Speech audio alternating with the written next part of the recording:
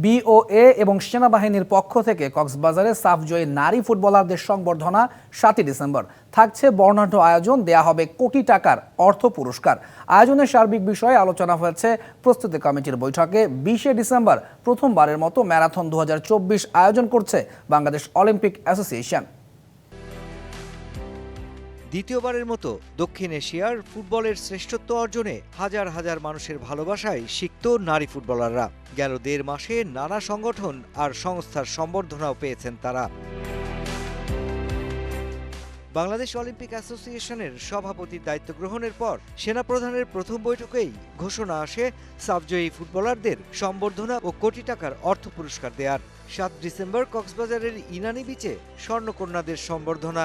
সেখানেই হবে বিওএর নির্বাহী সভাও। বিচের যে আবহাওয়াটা, সেই আবহাওয়ার ভিতরে বৈকালিক সময়টা তারা ওখানে কাটাবে, এটাও একটা অংশ।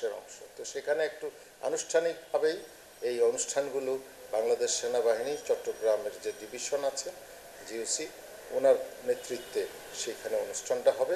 নগদের সর্বোচ্চ বার 167 টাকা রিচার্জে পাবেন 1 লাখ টাকা পুরস্কার। আরও আছে প্রতি সপ্তাহে পুরস্কার ও ক্যাশব্যাক। জাতীয় নারী দলের বড় অংশ জুড়ে রয়েছে পার্বত্য অঞ্চলের ফুটবলাররা, সাথে বিশ্ব ঐতিহ্যের স্মারক, দীর্ঘতম সমুদ্র সৈকত।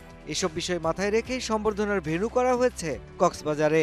ট্যুরিজম যে ইন্ডাস্ট্রি, সেটার জন্য Cox's Bazar plays a very important role. And then আমাদের প্লেয়ারের উৎসাহের এই অংশটা দুটোটাই একসাথে জড়িত। এদিকে অলিম্পিক আন্দোলনকে ছড়িয়ে দেওয়ার লক্ষ্যে 20 ডিসেম্বর প্রথমবারের মতো ম্যারাথন 24 আয়োজন করতে যাচ্ছে বিওএ, যার সার্বিক সহযোগিতা করবে বাংলাদেশ সেনাবাহিনী।